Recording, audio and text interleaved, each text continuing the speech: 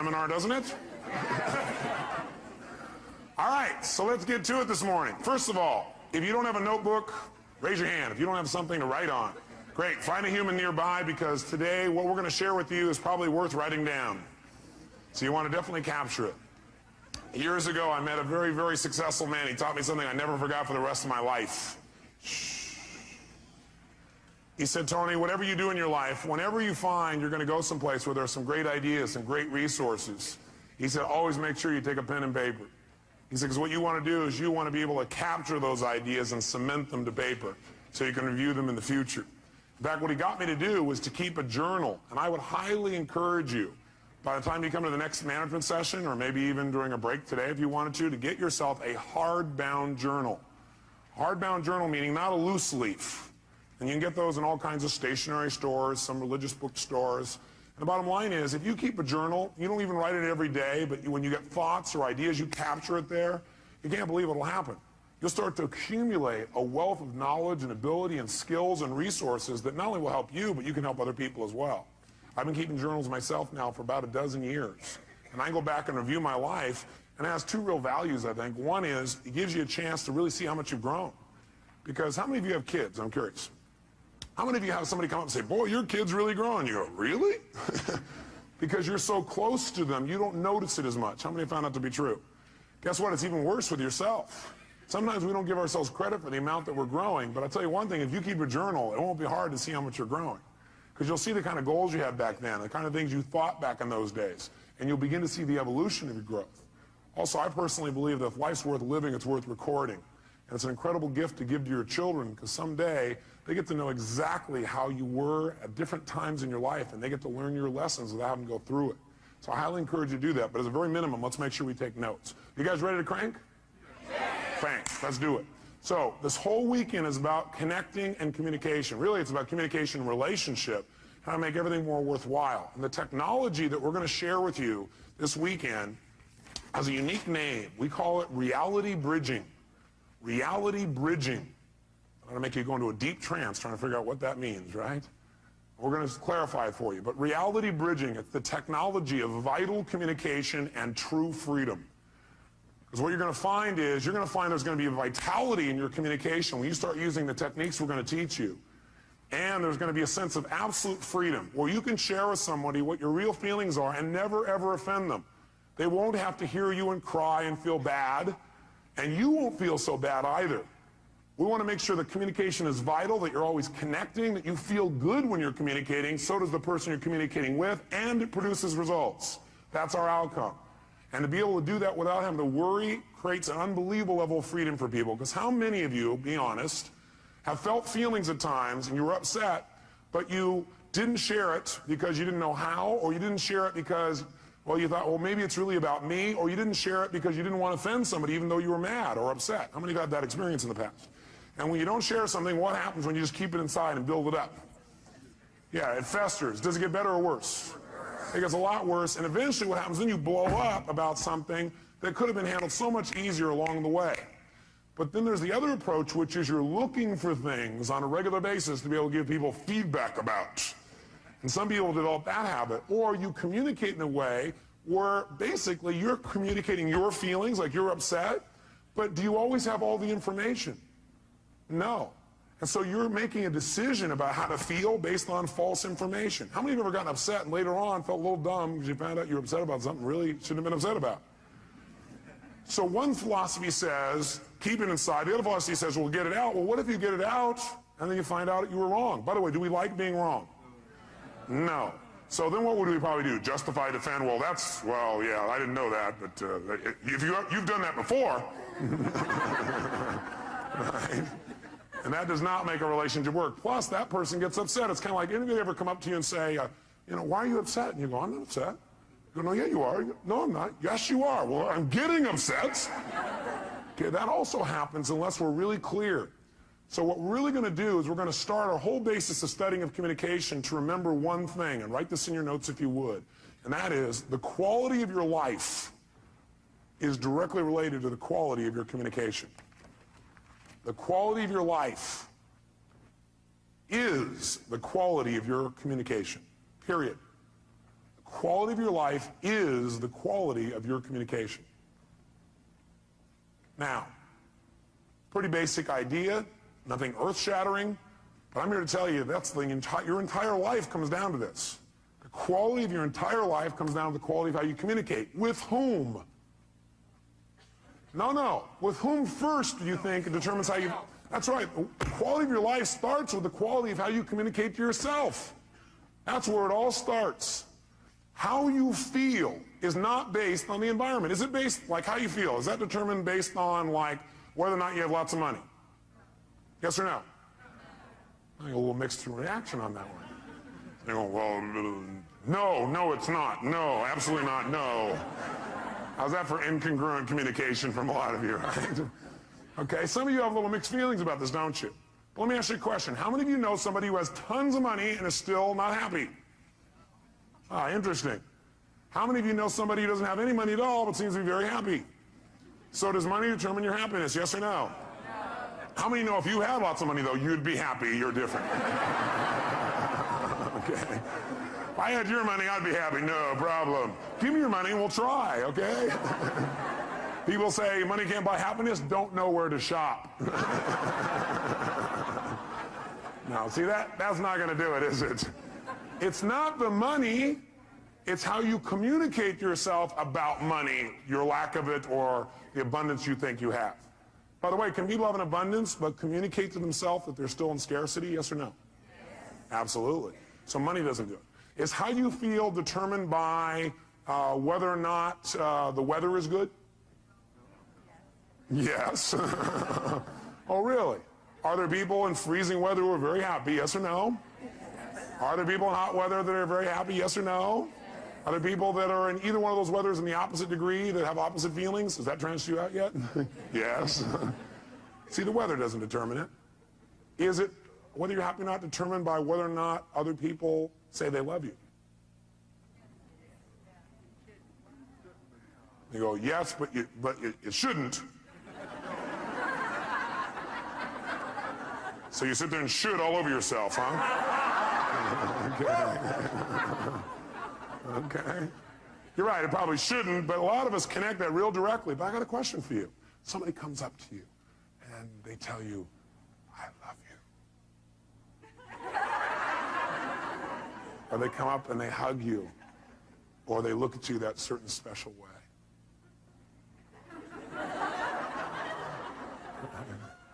Or they kiss you passionately. And you have these feelings inside. You begin to come to attention, gentlemen.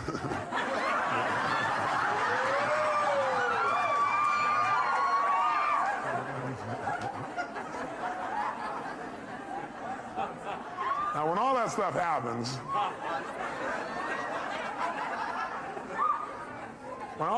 happens, my question for you is, wait, what made all that happen? Was it really the kiss that did it? Oh, yes, sir. No, I don't think so. If that's true, kissing your dog would get you excited.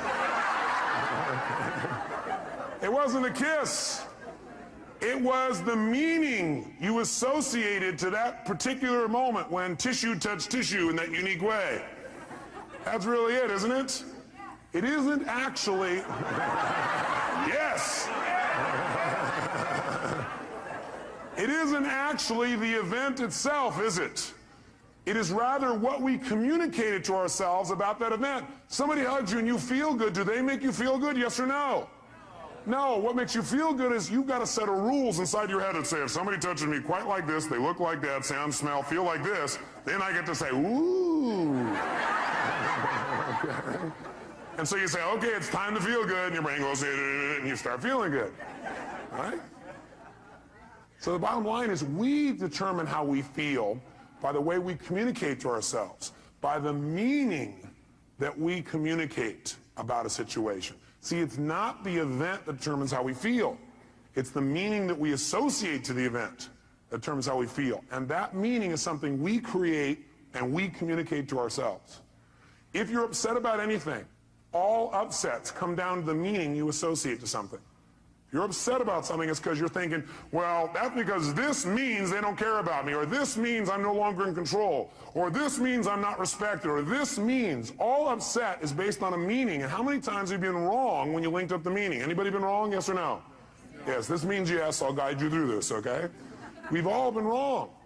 So what we've got to really be able to do is to realize one thing, and write it in your notes. Nothing in life has any meaning except the meaning that I give it. Nothing in life has any meaning except the meaning that I give it.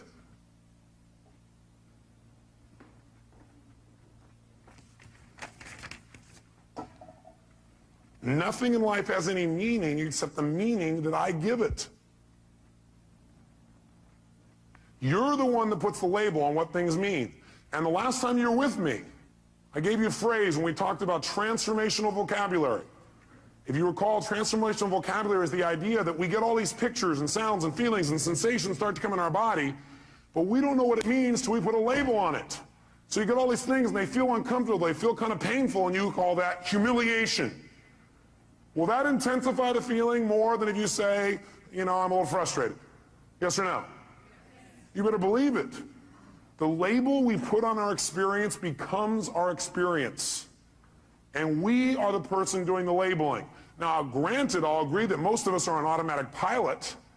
We're using a labeling and a communication process that we don't even think about consciously. And we can easily point to other people and show how they created that feeling for us. And certainly they helped us to get into state. They helped us by giving us some feedback, but we still determine the feeling.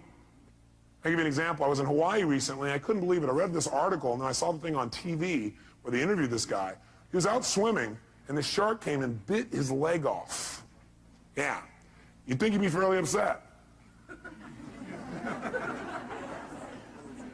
Why would you be upset if you lost your leg? After the initial pain, why would you stay upset? Because of the meaning you'd link to that, right? What would be the meaning that would make you feel upset all the time? That's right, the meaning of loss, that you had lost something. See, almost all pain you're ever going to feel in your life, the pain that people have that makes them upset, it all starts with, I call it emotional anatomy. It all starts in one place. Pain starts with, number one, I'll put it down at the bottom here, a feeling of loss. A feeling of loss. Now, can you ever really lose anything? Only if you perceive that there's a loss. Is that true? Are you following me on this now for a second? You can only feel loss if you perceive it. In other words, you have to tell yourself there's a loss. You have to communicate that you've lost something. This man was not upset. In fact, he was concerned about the shark. Yeah, you say, this guy's on drugs. No, he was sincere. Because his belief was that, number one, he was responsible, not the shark, because he was a swimmer and he knew that in the area he was, there were sharks, and if he's thrashing around on the top, they think it's a turtle, they'll come after him. But his concern was that people were so upset about it that people were going to go out and rage and kill the sharks in that area. How's that for sorting by others instead of sorting by self? So the meaning for him was, this was a learning experience. That's what it meant to him. For other people, it mean, I'm maimed for life. With a different meaning that he communicated. If he would have said, I'm maimed for life, I'll never be the same. You know, I can never accomplish anything. A woman will never be attracted to me. I'll be a gimp for the rest of my life. If he would have linked those meanings, do you think he would have been in the same state, yes or no? No way. By the way, maybe this is temporary, right? I don't know. I don't know this guy. I'm not going to be around a long time to meet him. But I can tell you for years what I've done is interview people who are absolutely what I think are spiritual masters. What I mean by spiritual masters is not flying to the east and meeting somebody who sits and meditates. I mean somebody who doesn't have the use of their legs or their arms and lives in absolute joy and is totally loving and tries to figure out how to contribute to other people. To me, that's a spiritual master. And I'll tell you what, there's tons of them. And they're my friends now because I go to learn from them. You know what I find out? They have developed belief systems that have helped them to interpret human behavior in a way that causes them not to be upset. Because no matter what happens, they finally figured out something. If you want to succeed in life, figure out how it works, and then do it that way, not the way you think it should be. See, what most of us do is we run around in life with all these rules about how life should be, about how you should be, about he should be, how doctors should be, how staff should be, how patients should be. But you know how they're going to be? How they really are. Not how you want them to be. And then every time they don't meet your criteria, rah, you communicate to yourself, it's time to be annoyed. Or maybe a more intense word. Is that true? When you have an upset of any sort, you're feeling some negative emotion, it always comes down to really you have a feeling of what? Loss. But do you ever really lose? No, you don't ever lose anything. It just changes form. Hey, nothing in the entire universe ever disappears. Nothing. Not your physical body, not rocks, not stones, nothing. Everything in the universe transforms from one form to another. You take water and you try and destroy it, let's say you boil it, what does it become? Steam. Everything in the world transforms to a higher level. It's always transforming. You got to realize you can't lose anything. You can transform things, but you can't lose anything. Now you can try and pretend you've lost something. You can like be upset with somebody and they go, oh my God, I've lost their love, or they've lost mine, or I've lost respect. How do you lose respect? You can't lose something that's already inside of you. See, the problem is people are, looking for love in all the wrong places.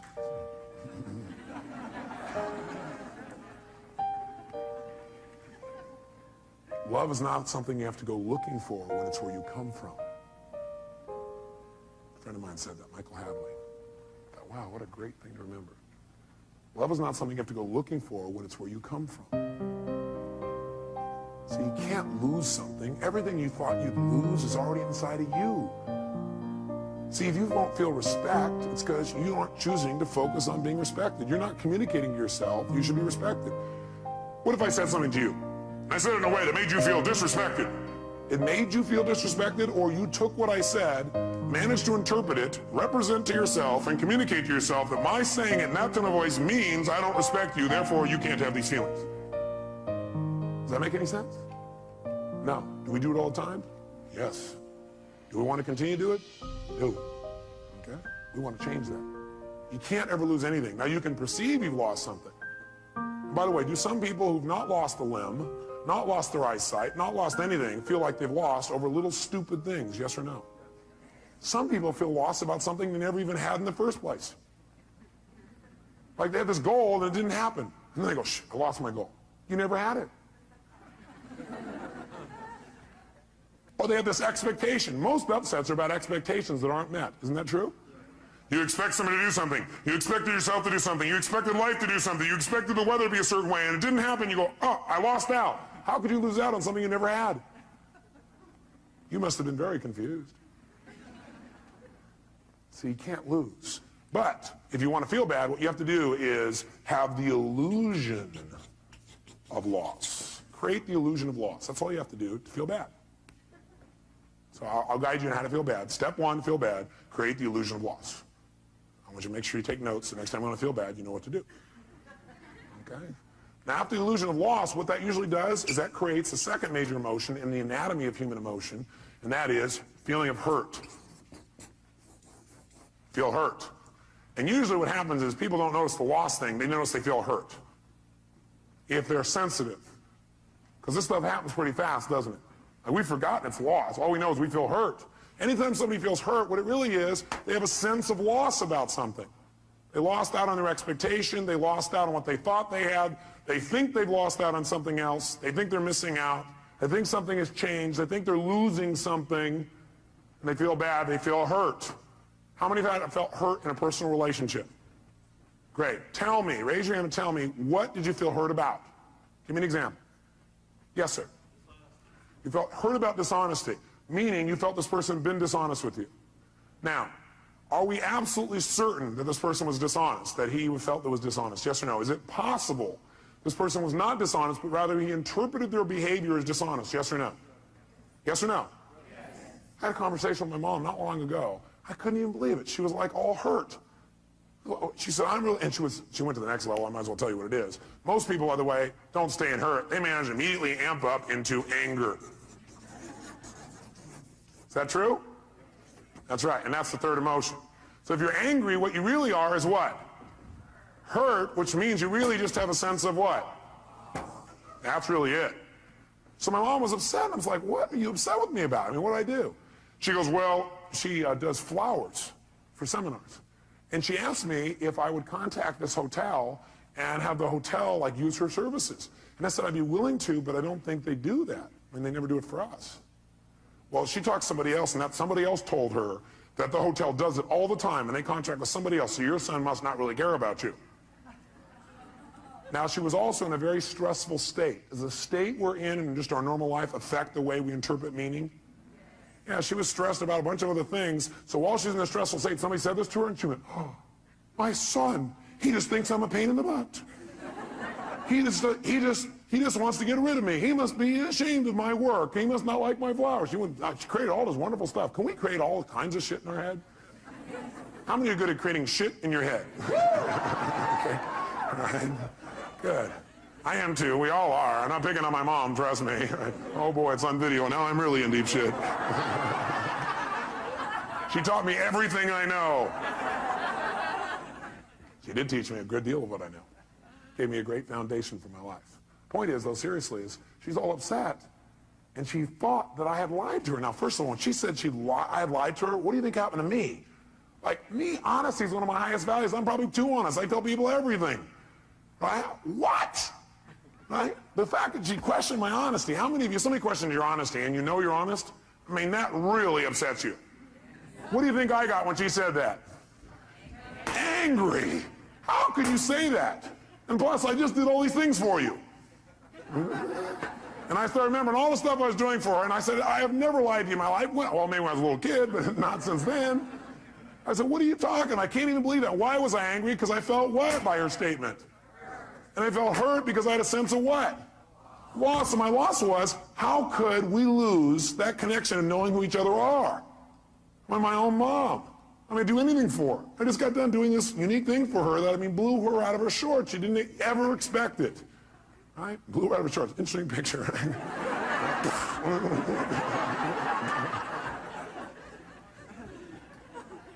And so, you know, what happened, though, is I realized that if I responded to her in a state of anger, will that probably work? No, it didn't work. So I realized I needed to change my state. And I asked myself a question that helped me a lot. The question I ask is, what's probably going on with her that makes her treat me this way, or treat people this way, or respond this way? Instead of, how dare she? Why? How can she treat me this way after I've done so much for her, which would do what? Make you more what? Upset. Different question I asked, I wonder what's going on with her that's making her respond this way. I wonder what she's stressed about. And I asked her, and she told me, she apologized, and just dropped right away.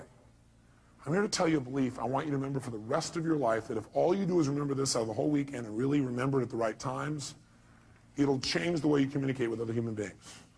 And the belief is this: then in any communication with another human being where you get a response from someone, in any communication with another human being and you get a response from someone, that response is either a loving response or a cry for help. In any communication that you have with another human being, where they give you some kind of response, they respond to you in some way, and that communication is either a loving response or a cry for help. That's it. Those are the only two kinds of responses. So one more time. In any communication with another human being, and they respond to you, they communicate to you, they react to you, they respond to you, that reaction, that response, I don't care what it looks like on the outside or what it seems like, it's either a loving response or a cry for help. Which one do you think my mom was doing in this situation? Was that a loving response or a cry for help? It was a cry for help, and help is saying, I'm feeling what? Hurt because I have a sense of what? It may not be true, but that's what I feel, and that person's a cry for help. Now, how do most people respond to a cry for help? With another cry for help. Is that true? How did I first start to respond to my mom? She's angry with me. She doesn't have a right to be angry. How could she do this to me? What's going on? I get angry back. So I respond with a cry for help. How dare you? How can you say this to me? Don't pull this crap on me. Look what I do for you. What kind of crap is this? Interesting. So when two people are yelling at each other, crying for help back and forth, who gets helped? Nobody. So you know what happens? The anger doesn't stop. What happens is the anger goes one place. Either it starts going out to other people and becomes resentment, which builds, and that resentment may be expressed or not expressed. Usually resentment is expressed non-verbally to other people, and some people do it by taking their resentment and they express it by what they call confrontation, and they actually feel good about it. They say, I'm not one of those people who keeps it inside. I confront people, little bastards. That'll really build a quality communication, won't it? I confront, I don't keep it inside. I'll tell you what's wrong. Yesterday, when you did this and this and this, made me feel this way. I request in the future you change. Everybody try this. You know what? That doesn't work. It can work. Anything can work. The tone of voice you use is going to play a bigger role than what you say. How many would agree? Your facial expression is going to play a bigger role than what you say. How many agree? And somebody else can sit there and listen to you and say, yes, I'll abide by your request, but inside they're going, oh. Okay, that's not communication. That's not quality communication. We want to change and enhance our format. The other thing we can do is when we feel anger, instead of resenting and confronting, we can just keep it inside. If we keep it inside, usually what it becomes is depression. People are depressed, they don't even know why. The reason people are depressed, they feel like they're not in control. Like things are happening they're not in control of. They're not able to communicate and get control of their life. And a lot of times depression is directly related to the fact they've kept this anger inside and these upsets, and they haven't expressed them, they become depressed. How many can relate to this? Not you, but other people you've seen in real life. I thought so. So the bottom line is, what we've got to do when somebody responds to us with a cry for help is give them what kind of a response? Which of the two responses should we give somebody when they give us a cry for help? A loving response. Is that always easy to do? No. What it requires is you to remember that no matter what it looks like, they're just really crying for help. Somebody's angry. How dare you do this to me? You go, how dare you do this to me? You guys are crying at each other.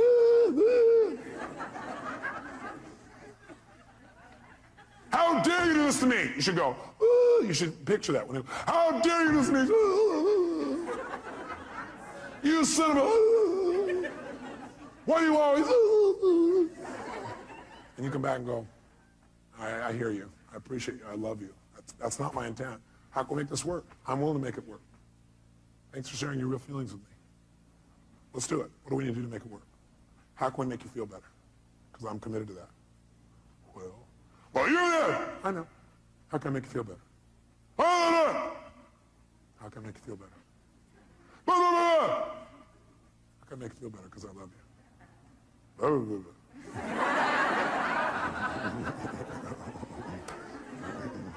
How can I make you feel better? I'm willing to do it. What is it going to take? How can I feel it? What will it take? Let's do it right now.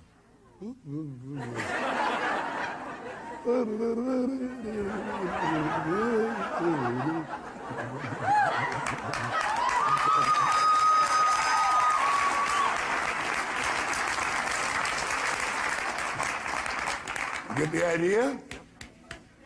You don't want to respond to a cry for help by crying yourself. You want to be bigger. And the way you get bigger is you remember this.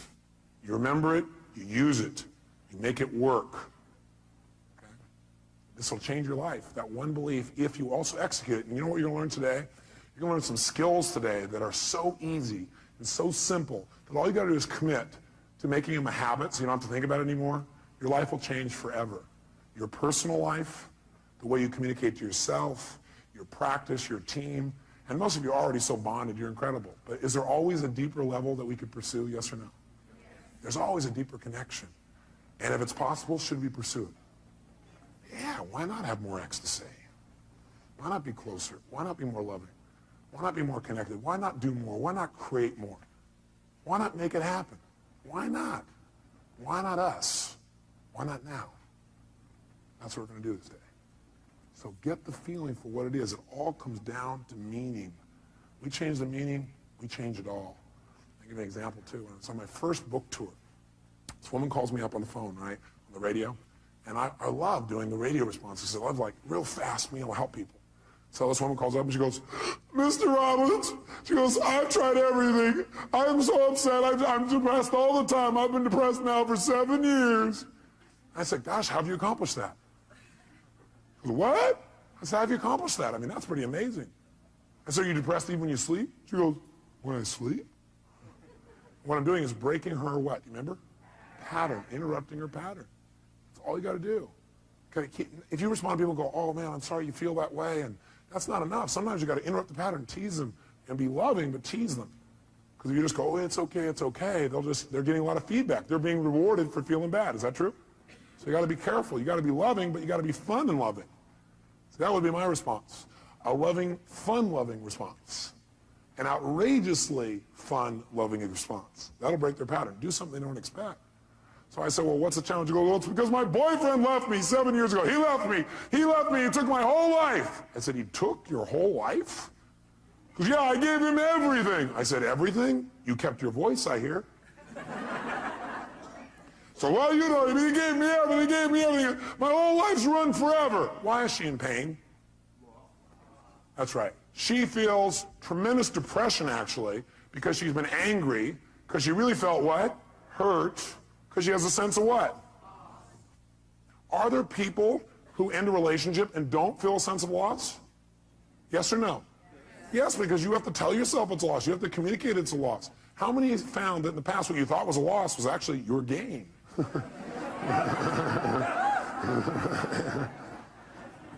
But when you thought it was a loss, how did you feel? Hurt. And it may not have been a loss of them, it was a loss of your own self-esteem. Well, they left me, they must not have loved me, I wasn't good enough. You know, I'm not good enough, the loss of your own self-esteem, but you do that to yourself too. It's just not true. It's the meaning you made up in your head. We're making all this crap up in our head, and it's not true. You got to be careful about the meaning you label things. You got to take control of that process. So this woman's going, well, he left me, that's why my whole life is over. The reason she's upset, the reason she's this angry, is not that she feels a loss, but she's labeled that loss. Because of that, my whole life is over. How would you feel if your whole life was over? A bit depressed? You better believe it. So I said, look, bottom line is, I said, man, you got to change your state. The state you're in right now, you're going to keep thinking your life's over. You got to change your state.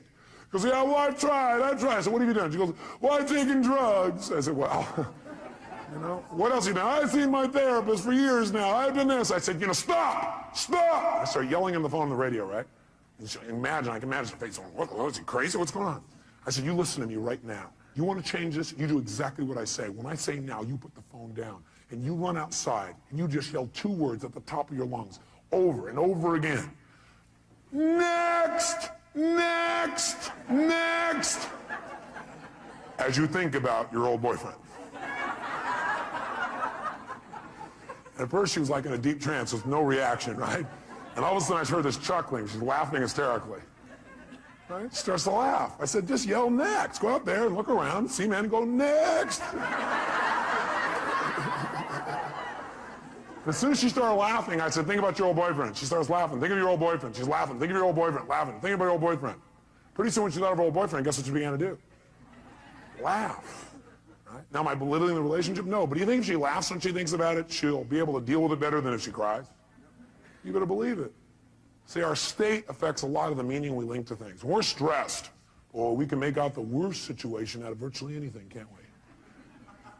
See, you got to remember, you're the producer of this play. You're the one writing the script of this movie. Now, some of you, though, have like one style of writing called drama. Maybe you ought to try writing a comedy instead. It might be more enjoyable. Some of you have written a love story. My congratulations to you. Some of you have written an adventure story. Some of you have got one garbled story that doesn't seem to make any sense. Maybe it's time you cleaned up the script. Which doesn't mean go back and rewrite it all. It means tear up the old one. Do you have to like go back and rewrite the whole script in order to make it work? Yes or no? Now what you can do is set it aside and move on from here. What a concept. Decide, what do I want now? What happened to my past doesn't mean diddly. What matters is where I'm going. If you're trying to drive in the future using the rear view mirror as your guidance tool, you're going to crash. Plus, you know what? Your future is going to look like your past. Pretty scary. Maybe I'd just let go of the past, tear up that script. You don't have to keep playing that same play. Write a new one now. Don't tell me, yeah, but look at the script I've been using all my life. Who gives a shit?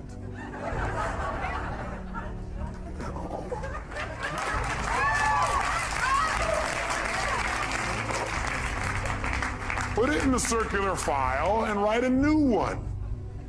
You know, be spontaneous. Maybe you want to write some of it along the way. Maybe you don't have to have the whole thing planned out, every detail, know exactly what's going to happen, when it's going to happen. And then you won't be so upset when it doesn't go the way you wrote the first version of the script, called your expectations in your head. Maybe then you'll go, well, this script is kind of a guideline. It isn't like my absolute must, or I'm going to be peeved.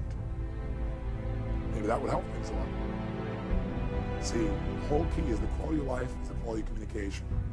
Number one, with yourself. Because nothing has any meaning except the meaning you give it. And the meaning you give it is going to determine how you feel. How you feel is going to determine what you do, and what you do is going to shape your destiny.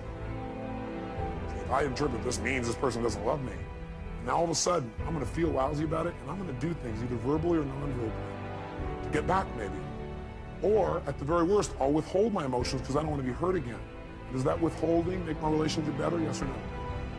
No, and now all of a sudden we start to drift apart. And now I start doing things that will change my destiny and separate me from somebody I really love and somebody who really loves me, all because I made up a bunch of crap in my head. Nothing has any meaning except the meaning you give it, bottom line. And so if we want to change our lives, we really want to make things work, make sure I remember this, write it in your note. It's not the event, it's what we do with it that determines the quality of your life. It's not the event, it's what you do with it that determines the quality of your life. And what we do with it is what we do with it inside of our head. It's not the event, it's what we do with the event that determines the quality of our life. What do we do with it inside of our head? We can take things that destroy other people and cause them to make us better. This whole seminar today you're going to go through is a result of me having an event that was not pleasurable last night. Especially since I was exhausted, I had no sleep. That also amplified my feelings about the situation. And then what happened was I asked myself a question. How can I use this? What's great about this? I was not feeling it was great. How can I use this? What's great about this? My brain started saying what's great about this is it means what we tried to do before this wasn't making sense. We almost had it, but it wasn't quite there. So what's great about this, I found that out because I want to share with you the best. What's great about it is I can use this intense emotion to see what really will work in the most intense feelings I've got. Wow, what a great deal. See, it's not the event, it's what you do with it. And remember, the meaning you associate or assign to something, the meaning you associate, right, put in parentheses, or assign to something, determines how you feel and what you do. So the meaning you associate or that you assign to something determines how you feel and what you do throughout your life. Determines how you feel and what you do throughout your life. Bless you. The problem is, are you communicating to yourself in a way that's empowering or disempowering? And what would you say a good deal of time it is, probably, if you're not totally happy? Disempowering. So the problem is not the event. The problem is the meaning that you're associating to things that's affecting your actions throughout your whole life, determining your destiny, is probably disempowering a good deal of the time. If you're not happy. If you're happy, you're probably assigning a lot of empowering meanings, aren't you? You've come up with some core beliefs, some ways of looking at the world that really help you to evaluate things in a way where you're really in charge or you're not in reaction. So if we want to really take control, then we got to remember what I've already said. Nothing in life has any meaning except the meaning that we give it. So for example, the doctor raises his voice, says, please give me this. Or maybe he doesn't say please, he says, get me this. He doesn't say the word please. What does that mean? Scumbag doctor, that's what it means. It means he doesn't respect you, right? It means he doesn't care about you, right? Isn't that what it means? If you're upset, that's what the meaning you've attached to it is. How many would agree? What else could it mean? He's angry. If he's angry, or he's stressed, or he's frustrated, does that give him a right to snap at you, yes or no? No way. We're not making him right. We just want to know what it really means first. Does that make sense? How many of you have ever screwed up? Can I see a show of hands? How many of you have ever snapped at somebody and had nothing to do with them? It was just your state. You were so stressed about something else. How many have done this even with people you totally love, like your children? Everybody together, ready? I'll try it again. Very nice. Just think about that. Now, when the doctor does that, instead of going, he has no right to do that, you're right, he has no right to do it. You're absolutely right. And you need to help him so he doesn't do that anymore. You need to help him, not make him wrong. If you make him wrong, is that going to enroll him in not doing this again, yes or no? Doctor, when all of a sudden you keep asking your staff and they don't deliver something you need, does that mean they're incompetent? Mean they don't care? Mean they're not as committed as you? You're working to the bone, you don't have any time? You're not even getting paid, they're getting paid, they must not care about you. Is that what it means? No. What might it mean? They're overloaded, they're overworked. You beat them to a pulp. They don't want to talk to you because you've been real mean and hard to be around. They're trying to avoid you and stay out of your way because they're afraid they're going to set you off. Oh. I noticed that was a doctor that was laughing. Huh, ma'am? Is that possible? But see, which meaning you assign will determine how you feel and how you treat people. Isn't that true? And it doesn't just stop there. It continues.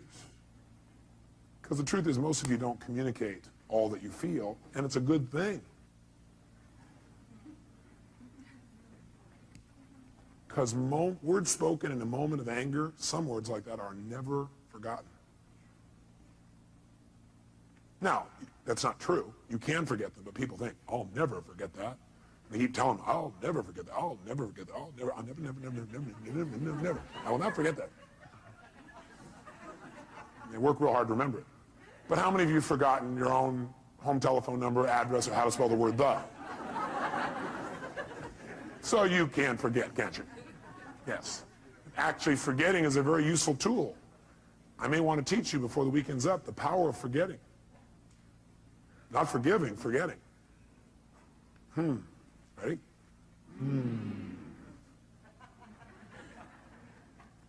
Is it sometimes useful to forget? Yeah. Especially if what you're forgetting is only your perception.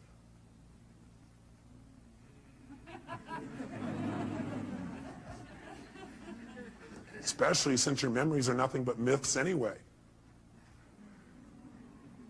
Because if you asked my mother, I bet she'd have a different story. True? That's right. See, the bottom line in life then is we've got to make sure that we assign a meaning that empowers and doesn't disempower. By the way, we don't really know for sure what the meaning is unless we ask. By the way, do we always have to ask? No. Sometimes we can hallucinate that people are coming from the best place. How often would it be useful to hallucinate that people are really coming from positive intention? Yes. See, if you question my behavior, I can probably deal with that. But if you question my intention, that is going to really hurt me. Because I'm going to go, don't we have a relationship? Don't you know who I am? But that's probably not how I'm going to respond. I'll probably respond with a cry for help by being pissed off that you could ever question my integrity or my intent or whether I care about you. I mean, how can you do that after all I've done for you? And then people start justifying and noticing all the things they've done for you. Then they get really even more mad, amped out. Is that true? Okay. So what we've got to really do is we've got to say, okay, I don't know what the meaning is. I'm not sure what the meaning is. But I'm sure that the intent is positive. The person's either stressed or something else, but I know who they are. I remember who this person really is. The moment doesn't matter. This too shall pass. Is that true? Unless I decide to try and hang on to it, not let it pass. Have you ever tried not to let something pass? It gets to be painful after a few days.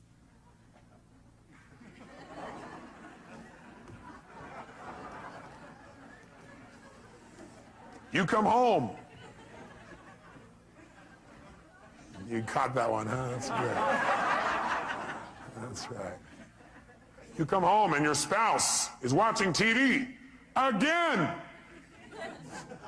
They're reading the newspaper again. They didn't say they loved you again. What does that mean? Scumbag, that's what it means. Divorce. They don't care. They don't love me. They're not attracted to me anymore. Can't imagine why they wouldn't be attracted to you when you're in this personality.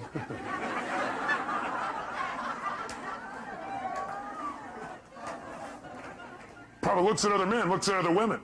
Can't imagine why when they get to come home to seeing you in this unique state.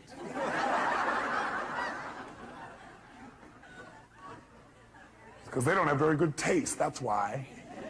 They don't know what they've got.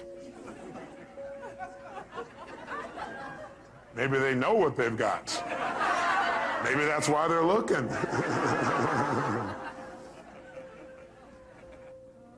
The meaning we link to things determines our actions, therefore our destiny. I've already shared that with you. The key then is to choose empowering versus disempowering meanings. The key for us from now on is when something happens, we're going to probably have a reaction, and after we're done with our little reaction, we should sit back and say, what's a more empowering way of looking at this? What might be a more empowering way of looking at this? What else could this mean? Because I choose the empowering one. I may be wrong. Is it possible the person really is a scumbag? I guess anything's possible. But it probably won't empower you to look at them that way. Because people tend to be whatever you make them. You might want to write that down. People tend to be whatever you make them. Pretty important frame. And I want you to remember this. Write this in your notes. Whatever you look for, you will find. Whatever you look for, you will find. Whatever you look for, you're going to get. And by the way we look for things is we ask questions about people, about our life, about ourselves. That's how you look for things. The way you direct what you focus on is ask a question. Very quickly, look around this room as fast as you can. I want you to notice everything in this room that's brown. Quick, everything that's brown, brown. Clothing, people's hair, floors, anything brown, brown, brown. Only brown, brown, brown, brown, brown, brown, brown. Close your eyes. With your eyes closed now, tell me everything in this room that's red. Raise your hand if you see a lot more brown in your head than you see red. Raise your hand. Open your eyes. Look for red now. See everything you see in this room that's red. Red, red, red. Anywhere you can see it. Clothing, people. Anywhere you see red, red, red, red, red. Look around. Red, red, red. How many see a lot more red now? Raise your hand. Guess what? You get what you look for. And I got you to look for it by asking a question. That's also how you get yourself to look for things, by asking a question. Like, what's wrong with this person? And you know what? If you look, you'll find what's wrong. Here's wrong. Look, there's what's wrong with them. Why are they such a scumbag? You say, okay, why? All right, here's one reason, here's another, here's another. How come I can never succeed? Well, let's see here. You look inside, you say, oh, yeah, these suspenders aren't the right level. Yeah, this here, yeah, my childhood, yeah, I got all the reasons. We get what we look for. Can you find somebody who's horrible, and could you find something good in them if you look for it? Yes or no? Yeah, because you're the one that determines whether it's good or not anyway. Isn't that true? Could you find something good in Saddam Hussein if you wanted to? I'm not saying we should. Right? If you wanted to, could you? Do certain people think he's good? Yeah. People say, hey, he's gotten back our land. I don't necessarily agree. But you don't have to agree to be able to appreciate. Is there a difference? Yeah. You can appreciate somebody's view even if you don't agree with it. You can appreciate that for them that's true. You can appreciate that they have a different reality than you have about something. Most of us think we all have to share the same perceived reality. Now, sure, we share the same physical reality, but physical reality is not what most of us experience. We experience a perceived reality we've made up in our head. Isn't that true? And so do you remember what the title of this technology is? Bridging realities. What we're going to want to do is build a bridge between our reality and somebody else's so that we can connect and have a relationship. We don't have to make them live in our reality. We don't have to hold our realities to absolute. We can create a bridge, and by having that bridge, we can exchange information between our two cities, our two communities of emotion, our two communities of understanding. We can create a connection. We're no longer separate. We're connected, and we can share. We can have our own identity and feeling.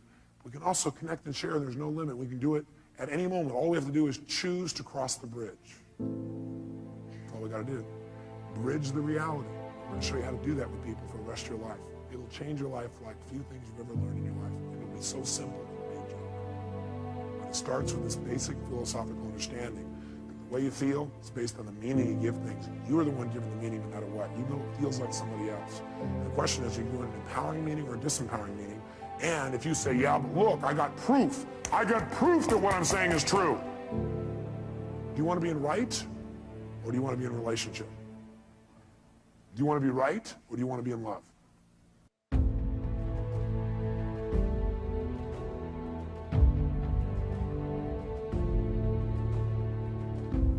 I'll write that down. Ask yourself this is the question of the future. Next time you're in an argument, I want to ask yourself, do I want to be right, or do I want to be in love? Because that's really your choice. That's really it. See, I think I told you last time I was here, I had a time 2 years back where I had a unique partner who I really cared a lot about. He embezzled $250,000, ran me $758,000 in debt. I got a bit peeved by this. I got angrier than I ever remember because I felt so massively what? Hurt. And it's because I had a feeling of what? Loss. The money was part of it. The ability to not have to think about money was another part of it. An equally big part of it was I cared about this person. And they took advantage of me. I felt the loss of trust, the loss of love, the loss of connection. All that got stacked into this anger. How many would hear that? Okay. But see, the truth of the matter is, do I have every right to be able to point and show that this guy is wrong? Sure. Will that make my life better? No. All I got to do is say, how can I use this and move on? Not make him right, not make him wrong, just go, okay. God, I wonder what would make a person do that. You know, when I finally started asking what would make a person do that, I created my entire Destiny Technologies. It probably is the most powerful set of distinctions I've made in my lifetime. Because I figured out how I could use it and what I could learn from it, instead of, how come this happened to me? And I turned my finances around like 100-fold. My little company doing $4 million a year to $50 million a year. It's a fairly large jump. All because I chose to create a different meaning. The meaning is, this is a chance for me to go to the next level. The meaning is, this is a chance for me to learn and make something better than it's ever been before. Once you link that meaning, the world changes. Just remember, if you don't like the way you feel, change what things mean. Change your perception of what something means, or change your actions. That's what it takes, and you'll change the way you feel in a heartbeat. I put a little metaphor here, a couple of them for you. I just want to remind you that when you decide you can't find something also, remember I said what you look for, you'll find? When you decide you can't find something, you'll also discover you won't find it. Because whether you believe something is true, whether you believe it's not, you're right.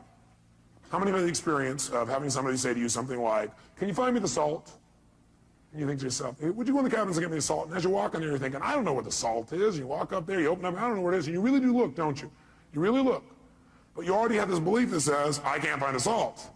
So what happens? A few minutes later, you go, it's not in here. They go, what are you talking about? It's right there on the shelf. You go, no, it's not. They walk in, they walk right beside you, reach right in front of your face and go, what is this? And what is it? How many have had this happen to you?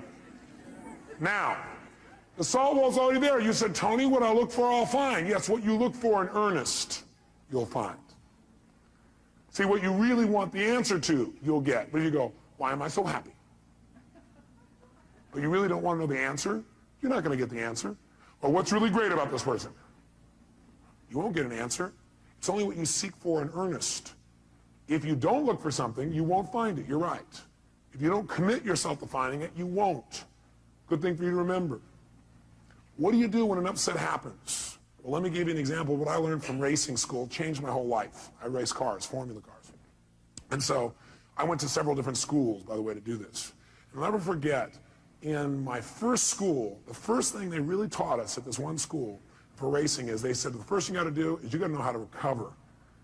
You know how to recover before anything else. How to drive a car, you guys know how to do. How to go forward, you know how to do that. What you got to do is learn how to recover when you hit the skids in the road. Because if you don't know how to do that, your racing career is going to be rather short or rather painful. And most of you are trying to race through life. And a lot of you are having a rather painful time because you don't recover very well. Or you recover, but in the process of recovering, you smash in everybody else's car along the way. And that makes the next trip around a little resentful for the people. They see you coming by, they kind of avoid you a little bit, going, I'm not getting too close to this doctor, this staff member, this person, this accountant, this secretary, this telephone person, the person around the calendar. I'm not doing that. Because if I do, they're going to smash me up too in the process of them trying to recover. So what they do is they put you in a skid car where they make you go through the process of about to crash, where they knock you off track. And what it is the skid car, they've got a little computer. They fire off this computer, and what it does, it has a little lift, and it lifts one of your wheels, and you never know which direction or when. So you're screaming around the track, screaming, screaming, screaming, screaming, and you're not doing full speed, like 140 miles an hour. They start you a little slower, like we're doing this morning. And you go about 60, 70 miles an hour. But 60, 70 miles an hour on a track is pretty intense, and you're going right for a wall, and all of a sudden, you start to skid out of control. And what they tell you in advance is that what you got to do is when you start to skid out of control, there's only one key. Look where you want to go. Focus on where you want to go. Do not focus on what you're afraid of. Now, what do people do in life? We focus on what we fear. and we get more of whatever we focus on. That's what they tell you there. They say, look, whatever you focus on, that's where you're going to go. Whatever you focus on, you're going to get more of. If you focus on the wall, you're going to get a lot of wall. Real fast, you're going to crash. What you immediately got to do is focus on what you want, not where you think you're going, not where you think you are. If you're not where you want to be, if you're not where you're wanting to go, focus on where you want to go. Immediately, don't hesitate. They said, now what you're going to have to do is when you do this, it won't feel like it's working at first, because you'll still feel like you're going into the wall. Because what happens is you have so much momentum in that direction that even when you focus on where you want to go, there'll still be a little bit of momentum in that direction, and there'll be a little bit of a lag time before the car turns. So don't, because you don't seem to be turning, turn back and look, because you do, you're going to go right there and crash. Keep there. You have to use that F word. What is it? Faith. So what happens is you turn, you're going in, and what does most people do? First of all, most people don't even turn. What do I do the first time? I'm screaming along, all of a sudden I start going to control, and go, ah! I'm looking right at the wall. My instructor, last minute, saves my life by grabbing my head and going, and pulling my head physically in the direction I should be looking, which is directly 90 degrees opposite of where I was going, right? I'm heading for the wall. That's where I need to look. So we're all about to crash, and he goes like this, and he's pulling my head over here, and all of a sudden I'm going, oh, and I want to look back, oh, when are we going to, oh? And the last second, it turned away. And I went, oh my God, my heart's beating out of me. I said, maybe I should try a different sport. I thought, now this is a good metaphor for life, so let me do it again. So I go out there, and you never know when they're going to do it. You're going. And all of a sudden, I'm starting to love racing again, racing. All of a sudden, I started to go, and you know what I did? Boom. I pulled my head. I'm like pulling my head in this direction because I keep wanting to go on this way and look at what it is, pulling. And I'm waiting, and sure enough, the car turns just in time. And after a while, you know what you do? Something happens. You notice what it is. You don't stare at what it is. You don't figure out what it is. You don't go, that's a wall. Smacking that. What will it be like to smack that? Ooh, if I smack that, my body will go here. My head will go there. No, what happens is, you see the wall, you know what it is. You only acknowledge the problem long enough to know what it is, and then move on. Know what it is, focus on where I want to go. The minute I can identify what it is, and that's not where I want to go, so I'm heading for it, in the car, and it's like, now you just, you get off it so fast. Focus on what you want, and you'll get more of it. Focus on what you fear, and you'll get more of that. Focus on what you want, and you'll get more of it. Focus on what you fear, and you'll get more of that. Bottom line is, almost everybody in life focuses on what they fear, and that's why they get more of what they don't want. Right? Oh yeah, but what if this happens? What if that happens? If you keep asking, what if this happens, what if that happens, I guarantee you're going to crash. It's only a matter of time. Instead, you got to say, well, what if this happens? What I want. What will happen when I make this happen, what I want? And the more you focus on that, the more of an experience you'll have of what it is that you want in your life, and you'll get it right away. Now, here's the problem. You got to still hang on to your F. What is it? Faith. You know what faith is? Faith is understanding the seasons of life. Life comes in seasons, doesn't it? It's not always the same, but it's still predictable as a whole. How many of you are surprised when winter comes? Can I see a show of hands? No, you wouldn't be surprised. You don't be surprised when winter comes. And are there emotional winters, yes or no? You better believe there are. Are there times when you try to communicate well, it doesn't work? Are there times in the office where it feels a little frigid, a little cold? And that's not just the air conditioning. What happens during a winter? You break out a fire and warm each other up. See, some people freeze to death in the winter. Other people ski. The meaning of winter is whatever you do with it. Isn't that true? There's nothing wrong with winter. What if it was always summer? You go, oh, that'd be great. Oh, yeah? I think you get bored with summer. Plus, you probably get burned. Now, some people get burned in the summer. Some people get tan. Some people swim. Some people go on vacation. Springtime's a great time, too. You get to plant. Fall, you get to reap. You know what happens to some people in life? What some people do is they say, okay, I'm doing what you said, Robinson. I'm turning my focus, but it's not working. You're still in lag time. God's delays are not God's denials. God's delays are not God's denials. You're in lag time. It'll catch up. Hey, look, you think it's fall. We're still in winter. Or you think it's fall and you're in spring. Or you've made it to summer, but we're not to fall yet. Don't be so darn impatient. Take on a new prayer. Lord, give me patience and give it to me right now. Be equally intelligent. It's like some people think, okay, I know what I want. I want this seed to be a plant. They stick it in the soil. Then they come back the next day and they go, where's my plant? And the soil goes, are you new? That's not how it works. You plant it here, okay? You come back every day and take care of it, right? You make it through the whole spring. Then during summer when it's hot, you got to really, really take care of it because it gets even worse during that time. And you make it through all those seasons. In the fall, maybe, more than likely, not always, but most of the time, you will have a plant here. That's how it works. You go, but that's not fair. Best of life is how it is, not how you think it should be.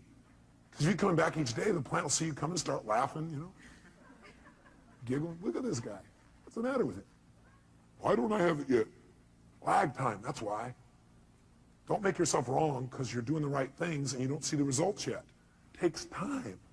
Most people completely overestimate what can be done in a year and underestimate what can be done in a decade. I can tell you my own career, my own life, my business life, I gave my heart and soul every day, 276 seminars a year. Going morning, noon, and night, giving my all. Anybody knows me will tell you, all my all, every day, no matter what. And you know what? I was broke. I was frustrated outside in terms of the business. Nothing was working. And I kept, asking myself a great question like, why am I screwing this up so much? It wasn't me screwing up. It's lag time. I had to make distinctions. I had to build something. It takes time. But then the other day, I got a little reality check, which we're going to teach you today. My reality check is I'm flying up to Los Angeles to do my seminar up there in my helicopter, my jet helicopter. It's a tough life, but somebody has to live it. So I don't have to drive for 3 hours. I jump in my helicopter. I'm there in 35 minutes. And plus, I go down and dive down by the dolphins in the water and lift back up and play. It's like having your own roller coaster. And I'm flying over this area where I used to work in Glendale, California. I worked there as a janitor. I drove my 1960 Volkswagen that literally broke down on the freeway one day because the wheel fell off. I worked in the middle of the night so I could still go to school. And I got paid $5 an hour, but as a janitor, they figured out how many hours it should take, so I did half the time, did a better job. Because I learned if you give more value, you get to earn more. Good thing for me to remember. But all of a sudden, I flew over the bank, and I stopped. Because see, in a helicopter, you can stop. Like an elevator, just boom, right there. And I just hovered above where I used to work. And I thought, that was 12 years ago. Wow. Wow. I never... For 4 or 5 years after that, I never thought I could have ever had what I wanted. But see, the world moves for those who just never give up. The world will move for those who persist forever and who change their approach. They're flexible in how they do it. They don't just do the same thing over and over again. The world will move for someone who has faith. The world moves for somebody who has trust and then acts on that trust. That's what the world moves for. And someday you get to look down and go, God, was there one time? That's pretty exciting. That's pretty good progress.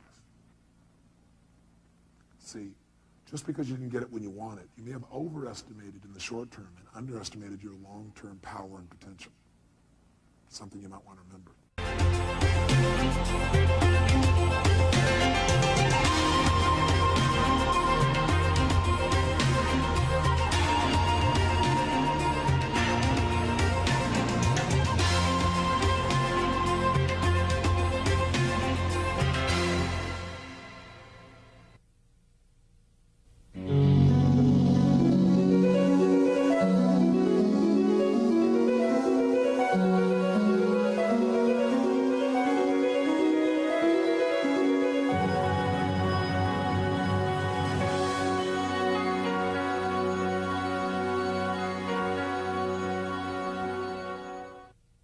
We mentioned something earlier, but I want to make sure you put it in your notes. And that is the state we're in the moment, the state we're in at any moment, powerfully impacts the meaning we associate to something. The state we're in the moment powerfully impacts the meaning that we associate to something or that we assign to something. So one way to change what things mean to you is just change your darn state. Is that true? I mean, if you're feeling great, do things just kind of bounce off you that normally if you're feeling upset? Would you change the way you look at them probably, change the way you feel about it? You bet. So we need to really still manage our state, and we talked about that a great deal last session. I want to make sure that that's part of your life's work, because your life's work is really learning how to live in a way where you spend most of your time enjoying yourself, very little time in pain. Most of your time in pleasure, very little pain. And living your life hopefully in a way where not only do you feel good all the time, But the people around you feel good just by being around you. Because they're around you, they feel a lot less pain and a ton of pleasure. See, that's my idea of success. Success is when you've learned to live your life in a way where you experience tons of pleasure every day and almost no pain. And simultaneously, where the way you live also causes the people around you to experience very little pain and tons of pleasure. Then you know you're really successful. Because if you feel good and nobody else does, you're a failure. Now, that doesn't mean you go around and try and make everybody feel good. Some people have an investment in feeling bad because they think feeling bad equals feeling good.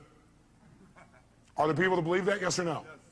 Yeah, because they think if I feel bad, then people will notice me, or they'll love me more, or they'll help me more, or I'll get more attention, which means feeling good.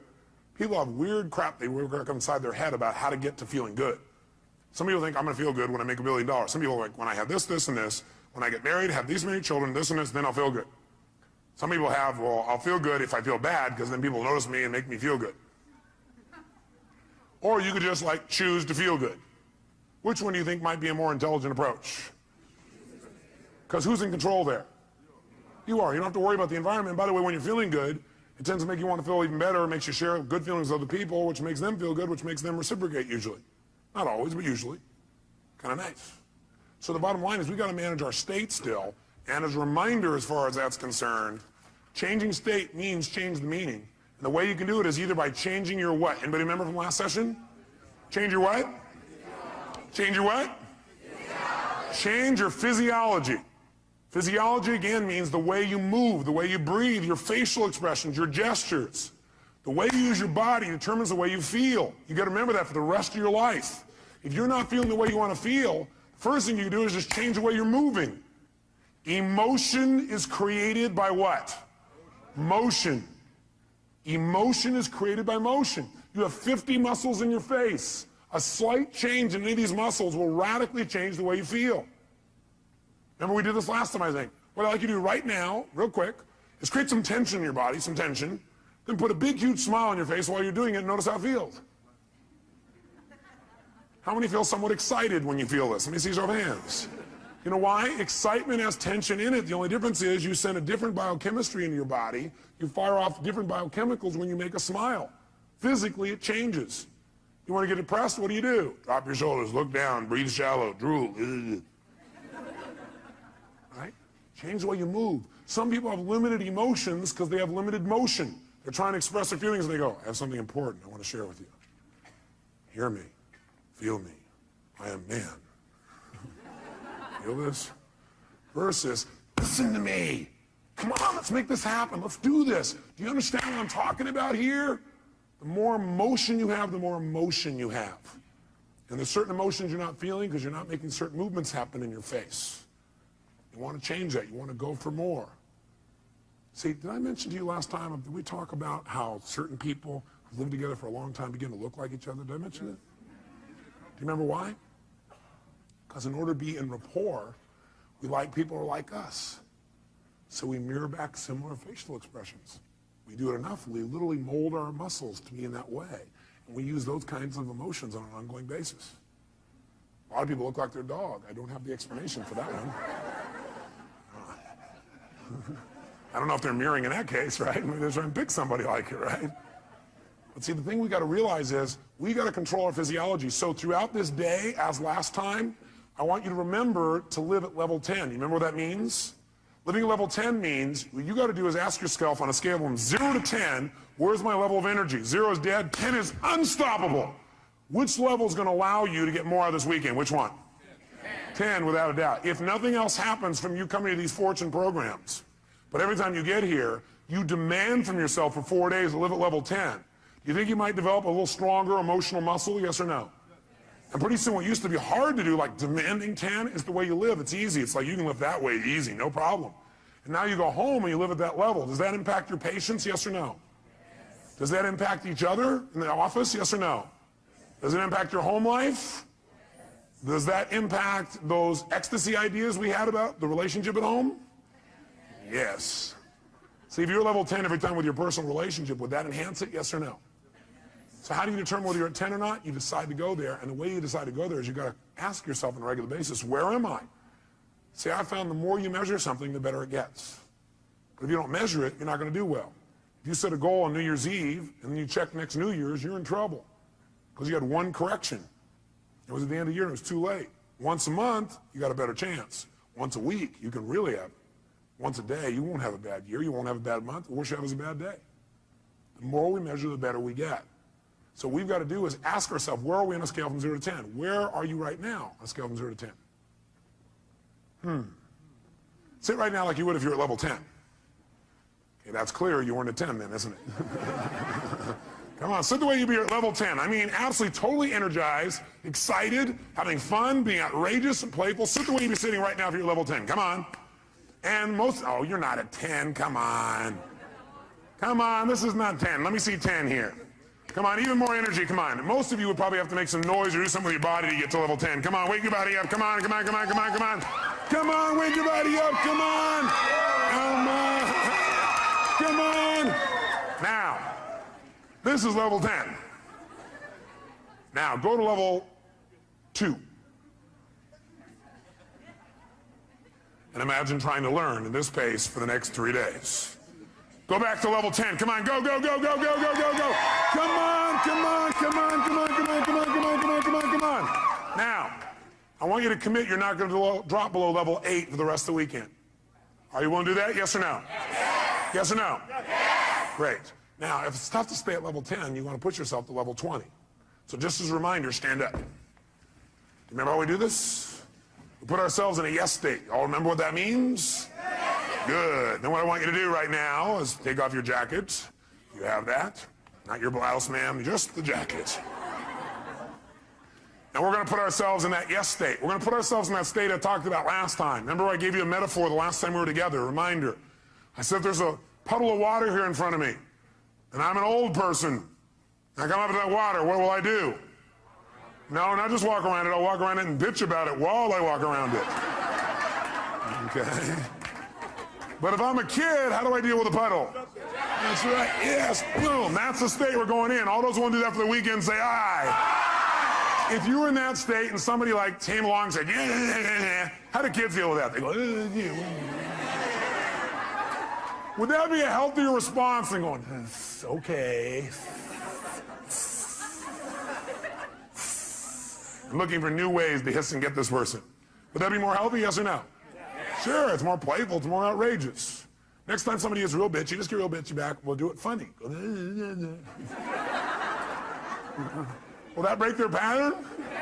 Yeah, you might piss them off even more. Well, at least we're moving them in some direction.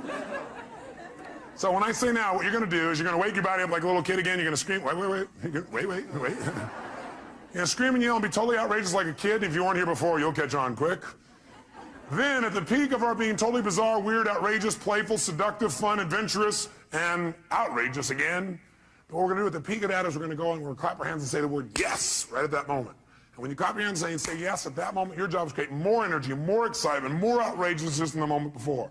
We'll do it faster and faster. At the end, we'll do the woe clap. But what I want you to do is go to level 20 on this. On a scale from 0 to 10, you're going to go to level 20. You go, that's impossible. That's why we're going to do it. Because also, once you've been to level 20, level 10 feels like you're relaxing by contrast. Okay, first let's just say, try the word yes strongly and notice how it feels again. Ready? Yes! Say it again stronger. Yes! Oh, even stronger. Yes! One more time. Yes! Yes! Does that feel pretty good? Yes! Okay, good. Now, let's put it all together. Be a little kid again, be outrageous, create some energy, come on.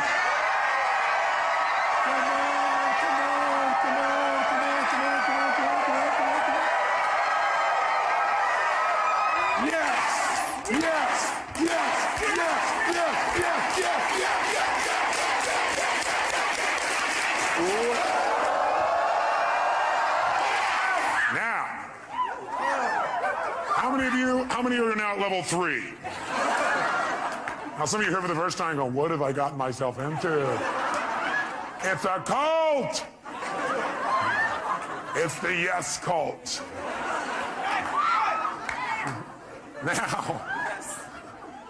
Now, how do you get a muscle? You push yourself beyond what's comfortable and you do it consistently. And that creates growth. So we're going to do it again. You go, I barely survived the first one. Let's try it again. Ready? Wake your body up. Be outrageous. Come on.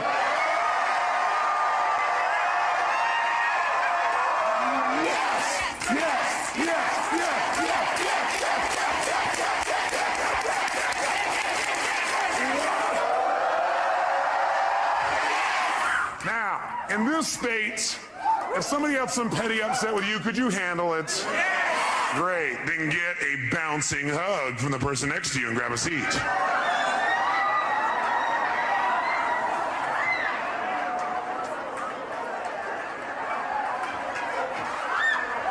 And grab a seat. All right. We said there were two ways, though, that we could change our state. One was to change our what now, nice and loud? Or the other is to change our focus. Change the way we're representing things to ourselves. Like picturing things in our head is one way we focus. Somebody doesn't show up on time, we picture in our head, I'll see why, because they're out there messing around, because they don't care about me, because this and this and this. Another way we focus is by what we say to ourselves. We represent, oh, well, they're not doing it probably because they don't really love me. And we talk to ourselves in certain ways. We get all these negative feelings. But if we change what we focus on, we change what we feel. If you think of something you're afraid of and you focus on it, will you feel it? You bet. If you wanted to feel depressed right now, how many could pull it off? No problem. How would you do it? You remember, don't you? A little reminder here. Just put yourself in a lousy physiology. Or, easily, another way you could do it, of course, mess up your biochemistry, eat in a way that drops your blood sugar through the floor. Or else could you pull it off? All you have to do is think of something that once happened that made you feel bad. Something in the past, and remember it again. That seems very intelligent, doesn't it? And feel bad about it once again. How many of you would go to a movie that was terrible over and over and over and over again? How many would think that would be real intelligent? Let me see your hands. If one of your friends said, yeah, I'm going to this movie, I hate it, sucks, I'm going back there again. You go, how many times have you been to this movie? About 4,000. What would you probably ask them? Why would you go back there? Well, because I have to. Would you believe them? I don't believe you either when you tell me that. But I always believed in you because I know you know better. You don't need to go to those movies anymore. They're a bunch of myths anyway, made by poor directors. Lousy writers, lousy producers. You're a better producer, director, and writer now. You're probably even a better actor or actress. So why not create it the way you want it instead of seeing the same old movies over and over again? Most producers I know don't sit and watch their worst movies over and over and over again and feel bad about them again. What most of them do is they go, that was part of my learning experience. Time to move on. How else could you feel bad, by the way? You could do it currently, couldn't you? All you have to do is think of something you think you've lost that maybe hasn't even happened. Right? Or think of something that you want but you're not getting right now and feel bad about it. Or you could think of something that hasn't even happened yet and feel bad about it in advance. Couldn't you do that? Like, oh my God, and focus on what if this happens? Oh God, feels terrible, oh gosh. Remember, a coward dies 1,000 deaths. A courageous man or woman only once. Because a coward runs it through the head about 8 million times and feels like they're dying 8 billion times. If you have any faith, any courage, then if it really ever does happen, you'll just deal with it once. You feel the pain only one time instead of stacked over and over and over and over again. If you want to feel good, could you do that? Sure. Would a producer go back to some of their best movies and see them again, do you think? Yes or no? Would they even share some of those movies with their friends? You know what some people do? Some people actually take the worst movies of the past and go share them with their friends, their worst movies. Tell them all about all the gory details of it. And the friend goes, yeah, that's really great. Yeah. But see, a real great producer-director shows them their current films, shows them some examples of films that are about to come called previews. Previews are rather exciting usually. Or they show them the best films of their past and share those with them so that people get to enjoy more of their life. Maybe even learn something. Who knows? But you could remember something that once happened that was great and feel good about it. You could think of something right now that you could feel great about, or you could think of something that hasn't even happened yet and feel good about it in advance. What determines what you focus on, though, is one thing: the questions you ask yourself. The questions you ask yourself determine what you focus on in that moment. What questions you ask are usually controlled by your beliefs. Because you could ask any question, but unless you do it consciously, you'll just ask the same questions that are in alignment with your old beliefs, your old BS, belief systems. So the bottom line is we've got to ask better questions. And I will tell you the question I want you to learn to ask the next time you get upset with someone.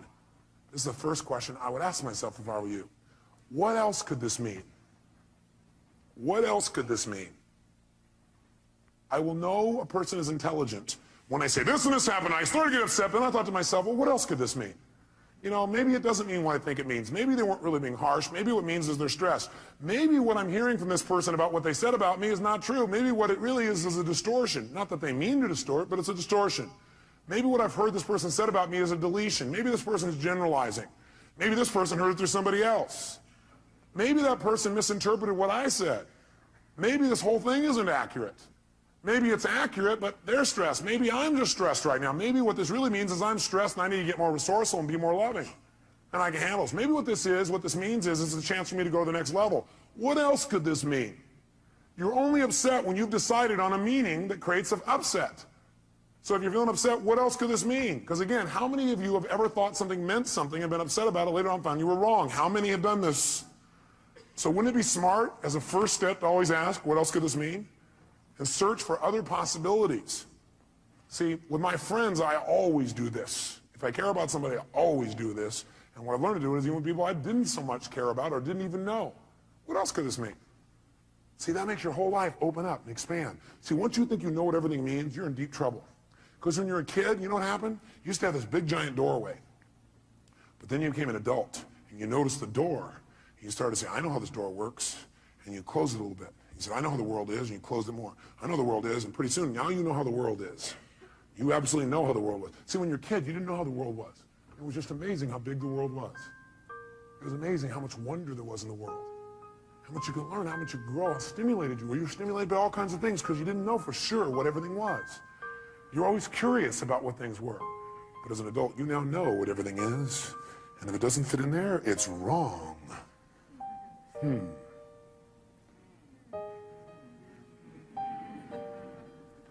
want to open our door back open by saying, well, yeah, but what else could it mean? What else could it mean? What else could it mean? What else could it mean? What else could it mean?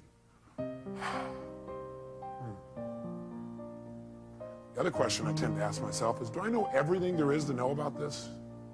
Do I know everything there is to know about this?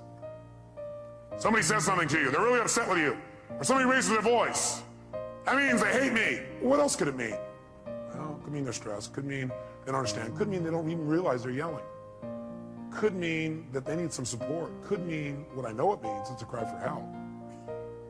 Could mean that I'm oversensitive right now. Could mean that I react to voice tonality instead of real feelings. Could mean nothing. Could just be something that came and went. Do I know everything there is to know about this? No, I don't know everything there is to know about this. I mean, there's all kinds of things that could be going on. I don't know. Opens your world again. We're going to teach you to do this in a format that makes sense. Now, the thing that happens, though, if we want to be able to really take control of our meaning is we got to pay attention to our emotions. So in your notes, write down emotions. Under emotions, in fact, you might want to write the word negative emotions. Negative emotions. Negative emotions. And then as soon as you write it down, cross it out. The word negative, anyway. What are some of your negative emotions? Tell me what they are. Fear, what else? Pardon me? Hate, what else? Anger, what else? Guilt, what else? Worry, what else? Upset, guilt, what else? Frustration. I got a question for you. Are they really negative? I'm here to tell you there's no way they're negative. Every emotion you've ever had in your life serves a purpose. The problem, the reason it's negative is you've been calling it negative instead of getting the message it's been trying to give you. Every emotion you have, including those you think of as negative, those ones you call negative emotions, I call them emotional messages. I also call them calls to action. All those negative emotions, as you used to label them, are really a call to action. Fear is a call to action. By the way, do you feel that call to action in your body when you're afraid? Yes or no? Does your adrenaline start pumping, your whole system start gearing up? Emotions are a call to action. And the call to action says one of two things has to happen in that call to action. It's a message. Every emotion is a message. A call to action. And the action of the message it's trying to give you is that you need to change either, number one, your perception of this, or number two, your current actions. Every negative emotion you've ever felt is not negative. Now, you may be overusing them, I'll agree with you. You may be indulging in them, I agree with you. You may not be getting the message from them. What's making it negative is you're not getting the message it's trying to give you. But every emotion, fear, frustration, hate, anger, guilt, all of those emotions are here to serve you if you get quick the message. But what most of us do is we just indulge in the emotion. So we never get the message, and that's why it's negative, because it starts screwing up your body, because what it is a signal to act, and you're not acting. That's why you feel sick to your stomach. You're not acting. You just keep on indulging emotion, not hearing the message. So the message is always, you must change something. Negative emotions are saying you got to change something. Either change the way you're perceiving this, change the meaning you've linked to this, change your perception, change your focus, or change your actions. Change what you're doing because it isn't working. That's why you're having that emotion. Don't make your emotions wrong. Appreciate them. Be grateful for them, but immediately then ask yourself, hey, what's the message that my emotion is trying to give me here? What do I need to change? My perception or my actions? Does this make sense? Yes, no? So then, how do we make use of it? Well, first of all, notice this. How do most of us deal with our emotions? Well, most of us deal with our emotions by suppressing them. In fact, before you write that down, actually, I put over here 4 ways to deal with emotions. 4 ways to deal with emotions. I think the number 1 way most people deal with their emotions is they try to avoid them. By the way, how effective is that? No. You might do it for a moment or two, but most people, they just try to avoid feeling. Isn't that true? People who don't like to feel negative feelings are so afraid of negative feelings, they try not to feel any feelings. Now, if you don't feel any feelings, you really are going to have some pain. Because that's what life is for. Life, part of the juice of life is expressing and feeling. But sometimes people have had so much pain, they say, I don't want to feel anything. It never works, because eventually it comes out anyway. And then you feel bad about never having felt bad.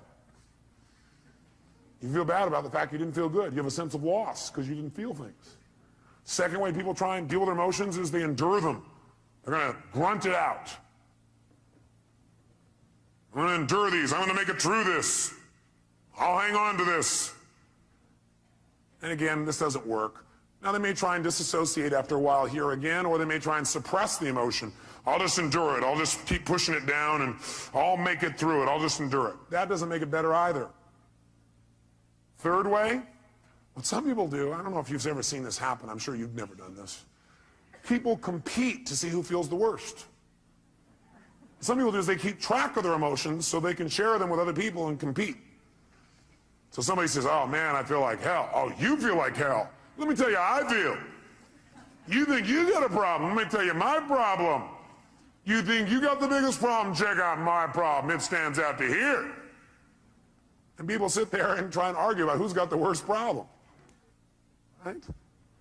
Or the fourth thing that I don't have up there that I'd say, the fourth thing that people do is try and share their pain. Share their problem. They think, oh, I can get rid of my emotion by sharing it with others. So they try and get other people to feel bad too. That way we'll be friends. We can share in the pain together. We must love each other. Are these very intelligent ways to deal with your emotions, yes or no? No, you don't want to avoid them. You don't want to endure them. You don't want to compete for who's got the biggest and worst emotion. Try and make yours worse than somebody else's. You don't want to share them. Make them feel bad too. What a friend you are. Instead, what you want to do is step 5. Learn from them and utilize them. You want to learn from them and utilize them. Now, in order to learn from them and utilize them, in order to change an emotion, we have to change what something what's to us. Starts with an M. We have to change what something what? Means to us. When we change what something means, we transform our emotion. We have a transformation. Does that make sense? In other words, if I'm feeling really upset about something, I'm angry, angry, angry. Do I have to communicate that to get off my anger? No, not necessarily. I'm angry because of the meaning I linked up.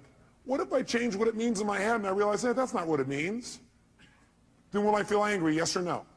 Yes or no? If I'm really angry about something, I'm angry because of what I've linked up to it. I'm saying, well, I'm angry because they did that and that means this. But if I really analyze it and I look at it for a while and I go, God, that's a bunch of crap. It doesn't really mean that. Then I've transformed my feeling. Do I now have to go to that person and say, what you did made me angry? Yes or no? Yes or no? No, because I don't have that feeling. I truly don't have it. I'm not suppressing it. I've transformed it. Suppression, however, is when you keep the same meaning. That you keep the same meaning. You're upset about something and you keep the same meaning. You don't change the meaning. All you try and do is stuff the emotion. You try to pretend it's not there. That's suppression. So if you keep the same negative emotion, You don't change how you feel about it, you just try and pretend it's not there. That's suppression, and that's when you get in trouble. So our goal is not just to take things and not suppress them and just express whatever we feel, because if you just go express whatever you feel and you don't think it out, are you going to always communicate well, yes or no? No, in fact, you may say things later on you'll regret in the heat of the moment because you were in state. So what you first want to do is see if you can transform it, honestly and sincerely, and if you can't, then your goal is to get someone to help you to transform it. Go to the source and get the source to help you to transform this. So you know what? I felt this way about this. I made up this bizarre meaning. I know it's not true because I know who you really are. But this is the kind of crap I did in my head. Can you help me? I need to change this. Can you give me some more information or some feedback or help me to clarify this thing? Because I kind of screwed this up in my brain because I know that's not what you meant. But that's what I did inside my head. Can you help me out? Is that different than, you know something? The other day when you did this, I felt this, which, by the way, implies what they did made you feel something. Is that true, yes or no? Does anybody do anything and make you feel something, yes or no? Yes or no? Absolutely not. Absolutely not. Now, you have a right to feel the way you feel, but that isn't true that it's actually what made you feel that way. You chose to make yourself feel that way. You communicated that to yourself. So instead of saying, when you did this, that made me feel this, that's implying that somebody made you do something, and that takes responsibility away from the one person who can change your life, meaning you. So I request in the future this. Nothing wrong with any of that. What we want to do is enhance it. The way we want to enhance it is come from the place of, I'm communicating because I want to transform something, and I'm responsible, not them. You know, I need your help. I need your help. The other day when this thing happened, I used that to interpret that to mean this. And I know it's not true because I know who you are. I need some clarity. Can you help me out? I got to clean this up in me. Who's responsible? By the way, will they want to help you, yes or no? And by the way, what you're really doing here is making clear what you're really doing, which is you're doing a cry for help. Maybe not crying, you're making a request for help instead of crying. Make sense? And people hear this is a request for help. And do we want to help other people, yes or no? Especially us, we're all in the helping business. That's why we do what we do. That's the bottom line. So we're going to develop a format like this where we don't suppress, but we don't just express. Because you know what happens? If you just go out there and whatever you feel you express, what you really do is you vent. And then you make it right. Or you demand. See, venting and demanding does not make communication better in the long term. How many would agree with me on this? Okay? We want to go to a different level. We want to transform our communication. We want to transform what things mean to us. Now, here's what I want to be able to have you do. I want you to be able to take the emotions that you're experiencing and be able to deal with them quickly. So I want to give you 6 steps to changing or dealing with, not dealing with, but I guess utilizing is the right word. 6 steps to utilizing any emotions you feel that you used to call negative, which now I call emotional messages, or calls to what? Calls to action. Whenever you're feeling a negative emotion, which we're now going to call emotional messages, it's a call to action, and it's saying you need to change something. What do you need to change? One of 2 things. Repeat back. What are they? Change either, number 1, your what? No, well, you could change your physiology, but if you are getting feedback right now, you're getting a negative emotion, that negative emotion is a message. It's saying you got to change either your perception or your actions. And your actions could be the way you're using your body or your focus or whatever. Change your perception or your actions. Now, here's what happens when you get a negative emotion or now an emotional message. Number 1, you want to identify what the emotion is. So you're starting to feel negative things. You want to identify what is the emotion. Now, when you identify the emotion, what the emotion is, like you're really upset. Ask yourself, well, what am I really feeling? Underneath this, you might write down the question, what am I really feeling? What am I really feeling?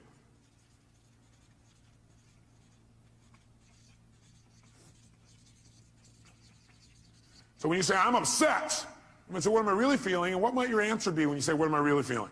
I'm upset with this person. What am I really feeling? I might be feeling hurt. Does that change how you feel in that moment as you identify that? Yes or no? Yes. And when you say, what am I really feeling? You might put a little note in your notes. Use some TV. Use some TV when you come up with your label. Transformational what? Vocabulary. So instead of saying, I'm destroyed, I'm devastated, I'm humiliated, you might say, I'm feeling a little bit hurt. Use TV and use what I call softeners. Softeners are the words like a little bit. So softeners in TV. Here's the second key. Once you've identified what it is, and by the way, usually it's going to be, I have a sense of hurt or a sense of loss. Almost all emotions will probably come down to that in most cases. Is that true? In most cases, not all. Second thing you do, acknowledge and appreciate the message it has for you. Don't deny your emotions. Don't avoid your emotions. Don't suppress your emotions. Don't make them wrong. Don't share them. Start by identifying what they really are and then acknowledge and appreciate the message it has for you. In other words, acknowledge, hey, this is a real emotion. I'm glad I'm having it. It's going to have a great message for me. Then go to step 3. Get incredibly curious. Get incredibly curious as to what it has to offer you, as to what the message is. Get incredibly curious as to what the message is.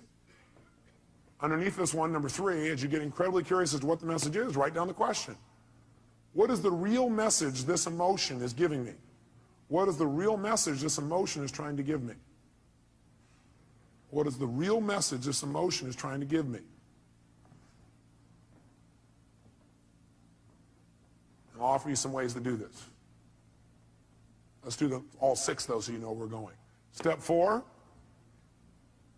Okay, the question on 3, some of you are still there. Question number 3 is, what is the message this emotion is trying to give me? What's the real message? Number 4, get yourself to feel reassured that you can deal with this emotion. Get yourself to feel reassured that you can deal with this emotion. See, a lot of times the stress is, oh my God, how am I going to deal with this? So get yourself reassured you can deal with emotion. And the way you do that is remember a time when you've dealt with this emotion successfully in the past. Remember a time when you've dealt with this emotion successfully in the past. So if all of a sudden you start to feel depressed, that's a pretty negative feeling. I, first of all, would not call it depression. I'd say a little bit down. But the first thing you do is you go, okay, I'm feeling this terrible feeling. I start to feel depressed. Well, what am I really feeling? Well, I'm really just feeling a little bit down. Okay, great. You know what? That's great. I appreciate it. That's a message. I need to get curious. What is that message? What's the message this thing's trying to give me? And what depression's message usually is, by the way, is you need to reset your priorities. That you don't feel like you're in control. That you got too many things going at once. You feel out of control when you're depressed. So what you have to do is set some priorities and go do the first one on your list. That's what the message is telling you. You feel out of control. The way to get in control, reset your priorities and go do one thing and complete it. The minute you do, your self-esteem will go right back up. So that's the message. So what's the message it's offering me? And by the way, I'm going to teach you the 9 most powerful emotions that you probably experience, what their messages are. So you won't have to wonder about this. You'll know what they are. Step 4, get yourself to feel reassured by remembering times when you've dealt with this in the past. Have you ever felt a little bit down before, or what you used to call depressed? How many have ever felt that way in the past? Let me see your hands. How many have dealt with it? Let me see your hands.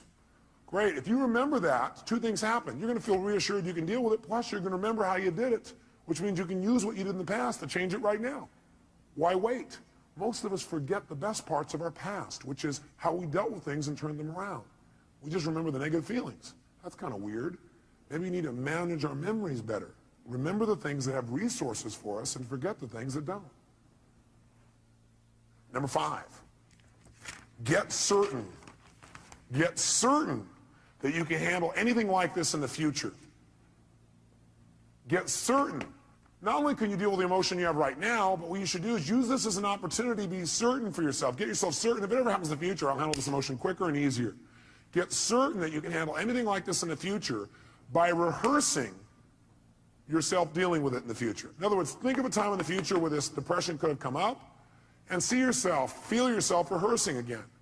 Use this as a tool of empowerment. So you remember a time when you were depressed before, a little bit down, you turned it around. It took you a little while, but you turned it around. You remember what you did. Oh, I dealt with this before, I can deal with it again. And then you say, let me take this opportunity to get certain that I can handle this if it ever came up in the future. And the way I'm going to do that, I'm going to sit down right now, and I'm going to think of, okay, what kind of things might happen in the future? I might get depressed. Well, I might expect something didn't work, feel bad about it. Let me think of a time like that. Okay, let me see myself, hear myself, feel myself deal with it. You see, hear, and feel yourself dealing with it easily. And you do this 2, 3, or 4 times. If you keep doing it 2, 3, or 4 times, then in the future when it comes up, guess what your brain will do? Your brain will go, oh, I can handle this. I'm already prepared. How many are following the logic of this? Let me see your hands. Okay? So get certain you can deal with it in the future by rehearsing. And by the way, remember this. You might want to put this in your notes. Your brain cannot tell the difference between something you vividly imagine and something you actually experience. Your brain cannot tell the difference between something you vividly imagine, where you see it, you hear it, you feel it, you taste it, you touch it, you smell it in your mind, and something that actually occurs. If you doubt this, have you ever had a dream where it was so real you had every physical response to it? How many have had a dream like that? Okay, you can have a dream anytime you want, even while you're awake. All you have to do is rehearse something in your mind enough times, vividly enough, and it's real. If you over and over again rehearse yourself dealing with emotion easily, then it's real. Next time it comes up, you've already got the programming. You already have the resources to turn it around in a heartbeat. Then this emotional message, it's dealt with for the future, not just for today. And the sixth step, take action and change your life. Whatever the message is, take the action that you need to take and change your life. Do something. Doing something always will change how you feel. You feel bad because you're not doing anything. And by the way, you'll continue to feel bad until you do something to change. So you do anything, it'll improve you and move you in the direction you want to go. So let's take another example. What's another negative emotion you feel? Let's hear an example, one you felt recently. Somebody raise your hand. Rejection. So what's the first step when you think you're feeling rejection? What's step number one? Come on, guys, what is it? Identify it. Specifically, identify what the emotion really is. Let's call it that. Identify what the emotion really is. Identify what the emotion really is. So you ask yourself, what am I really feeling? So a person said rejection. What were you really feeling? Shh, no, let him answer. That's your answer. His answer was disappointment. Is that different than rejection, yes or no? Yes or no? Yes, and by the way, when he realizes he's just disappointed, it's not as intense as rejection, is it? What happened with one question? His pain just dropped. Still painful probably, but not anywhere near as intense. Am I false or true on that? Okay, great. Now, so he's disappointed. Great, so now he knows what he really is disappointed. He might even add some TV or a softener here. And the softener might be, he might say, I was a what? A little bit disappointed. Well, I'm a little bit disappointed. Okay, that makes it even less. Now what does he do? Number two, does he make himself wrong for feeling that way? Yes or no? Yes or no? What does he do? He needs to acknowledge and what else? Appreciate the fact that he's getting a very valuable message. And it's a message he needs to change something. He needs to either change his perception about it so he's no longer disappointed, or he needs to change his actions so he doesn't be disappointed now or in the future. Step three, what does he need to do? Get incredibly what? Like a little kid? What? Curious. When we're curious, do we learn things more? Do we learn better when we're curious? You bet. So he needs to get incredibly curious about what this message has to offer him. If you were really curious, what do you think that message really had to offer you?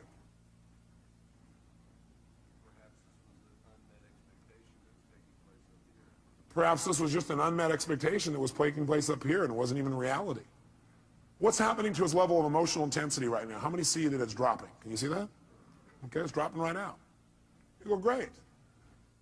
Can you remember a time, next step is get himself what? What? Great. And the way to do that is get him to what? Remember a time when he's dealt with it. Have you ever been disappointed before and dealt with it? Can you remember a specific time? Can you turn it around, made it good? Can you remember a specific one? Think for a moment, a time when you turned around and you made it great. You actually took it, made it to your advantage. Remember a time like that? How'd that feel? So you know how to deal with this, don't you? Well, I got a question for you. What did you do back then that changed it? He redefined the terms he was going to use. He changed his perception or his rules. Great. How'd that feel when you resolved it? So great. So when he goes to reassure this, two things happen in the reassurance. One is he sees he can deal with it. He sees and feels he can deal with this easily. And number two, he sees how. And number three, he remembers how good it feels to relieve himself from the feeling. So he remembers how good it feels to get rid of it. Which, by the way, makes him want to get rid of it right now. And what's the last two steps? Step number 5. What do we want to make sure? We want to make sure he doesn't just not feel bad about it anymore now, but we want to make sure his future's better. We want to get him what? Get what? Certain that he can handle this in the future. So he probably feels pretty certain right now, but you know what I'd like you to do? I'd like you to think some other area in your life where possibly in life you could have gotten disappointed in the future. some kind of thing that might come up. Can you think of something that could come up and do that? Look, he already knows. Close your eyes for a minute. And just for a moment, what I want you to do is I want you to think of that thing starting to happen. When you start to get disappointed, or feel rejected, actually, is what you did initially. Then you realize you're just disappointed, and then you just handle it. See yourself handling it in the future even better than you have in the past. And notice how good it feels the minute you handle it. Can you feel that? Think of another time, something else that could happen in the future, where it might have been a real major disappointment. But see yourself handle it real quickly, real easy, getting off and making it work, and notice how good you feel as soon as you handle it. Got it. Okay, do it one more time. Do 3. Do a third one. Some other area of your life where you're really disappointed. See and feel yourself handling that real easily, real quickly. Got it. Good. How do you feel about your ability to deal with this in the future? More confident. Yeah. How many can hear it in his voice? Can you hear that? Hear the depth in his voice. And the last thing is, go take action and change it. He may have already done that if it was changing a perception. Or you can go do it physically. How many follow the system? Okay, we're going to do one more. I need a volunteer up here so everybody can see this person, because if you would have saw his face just now, it changed. Somebody who's had an emotion that you really, recently had and it bugged you or created some negative feeling for you. Somebody's got one of those. Oh, nobody in the whole room. I don't want to be out there. I don't know what he'll do. Boy, all this people here are pointing to this guy here. Is that your staff pointing at you, Dr. Bob? Dr. Bob, give him a hand. Yes, indeed.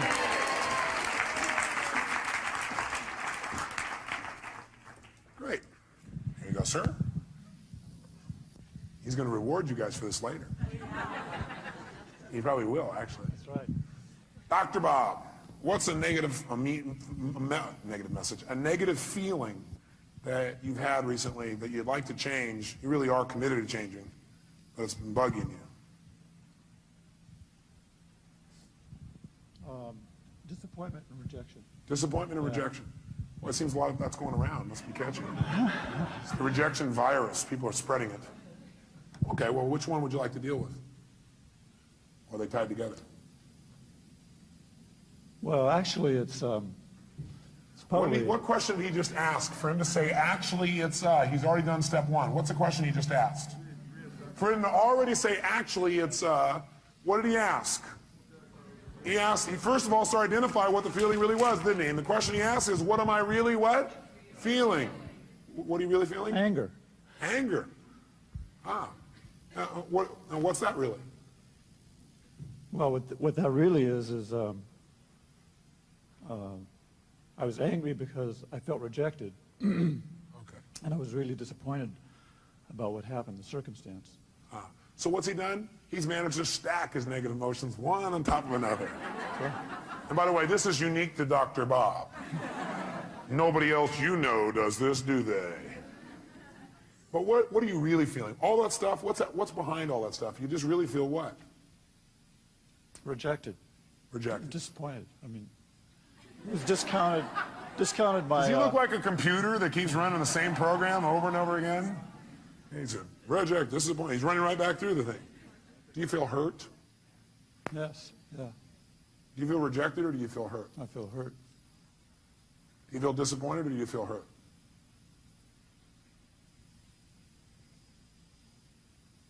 Or do you feel a sense of loss? A sense of loss. Do you feel rejected or do you feel a sense of loss? Sense of loss. Do you feel angry or do you feel a sense of loss? Sense of loss. Do you feel hurt or do you feel a sense of loss? Loss. What does it always come down to?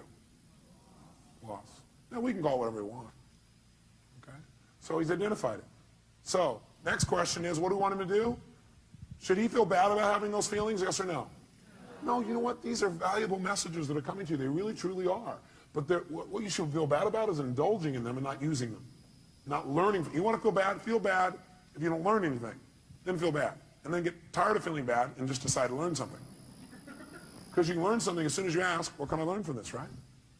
So right now, instead of making them wrong, what I want you to do for a moment is really appreciate those emotions. Acknowledge the fact those emotions have a valuable message. And then immediately get what? Like a kid, get what? Get curious for a second as to what those messages really are. What can you really learn from that? What is that message really offering you? In other words, let's go back up to the first one you said, rejection. By being rejected or disappointed, what is that motion of rejection trying to tell you?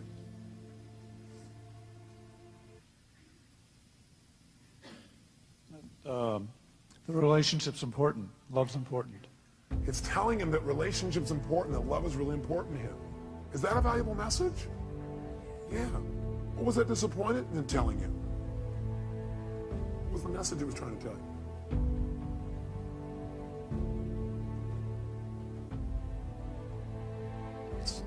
Now, a person may say, I don't know.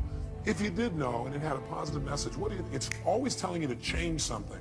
It's telling you to change your perception about something, or it's telling you to change your actions. So what is that emotion of disappointment telling you? To change what? What do you need to change? How I love. How he loves. Very interesting. In what way do you need to change how you love? How it's communicated, shown. How it's communicated and shown. How do you need to communicate and show your love more effectively?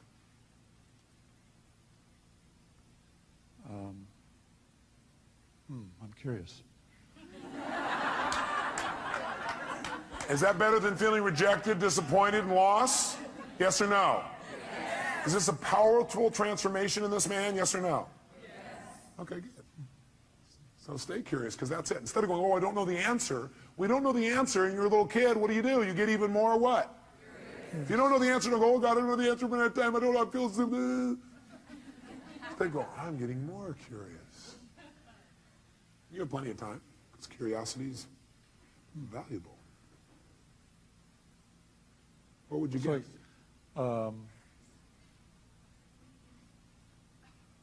Need to be more, I'm confused. Good. Confused means you're about to make a change. Is that true? See, when you know what things mean, you'll just keep doing it the way you've always done it. He was not confused when he went, I'm disappointed, I'm rejected, I'm frustrated. In fact, he kept doing it over and over again because he was not confused. He knew exactly how to do that. Now he's confused. His little brain's going, this little computer program's not working the same way. So, So the question always help him out with is, what do you need to change in order to no longer feel this? You need to change your perception or your actions or both.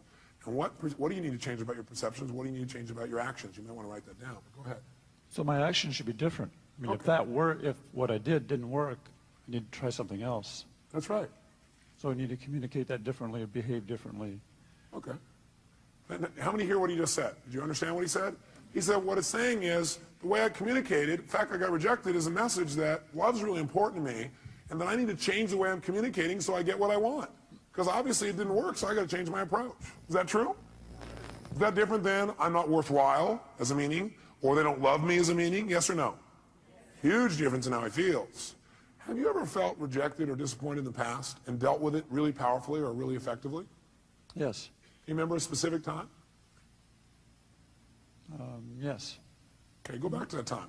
And remember how you dealt with it and how you turned it around and made it something positive. Okay.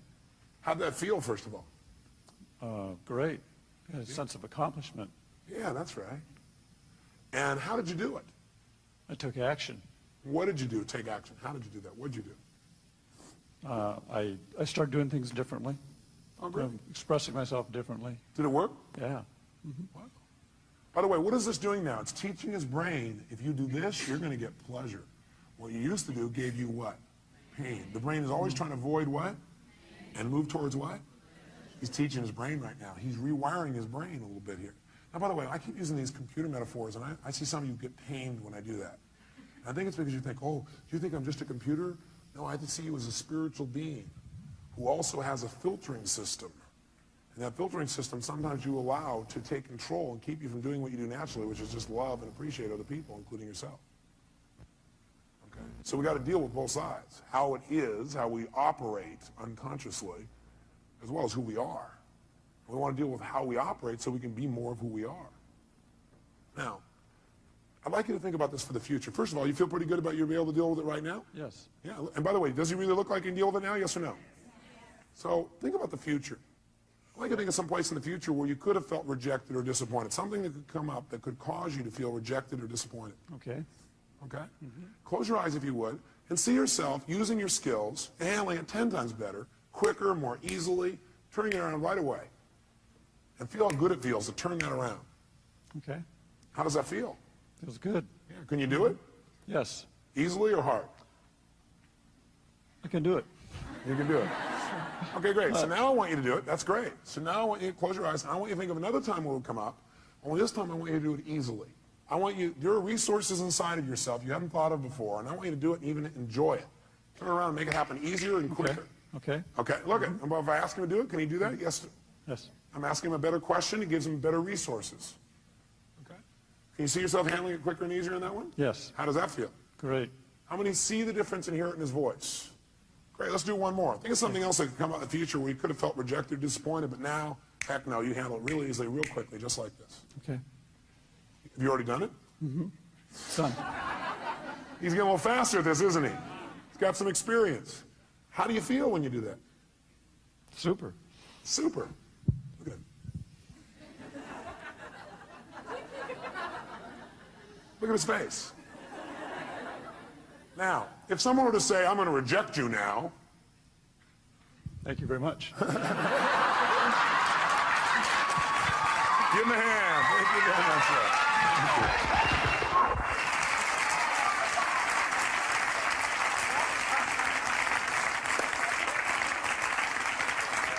So, I want you to try this. Let me help you another step. Would it be useful instead of you seeing, well, none of you are inside here trying to search around going, what does this emotion mean? I don't know what it means. Let me give you 9 emotions and what they usually mean. Okay, would that be helpful?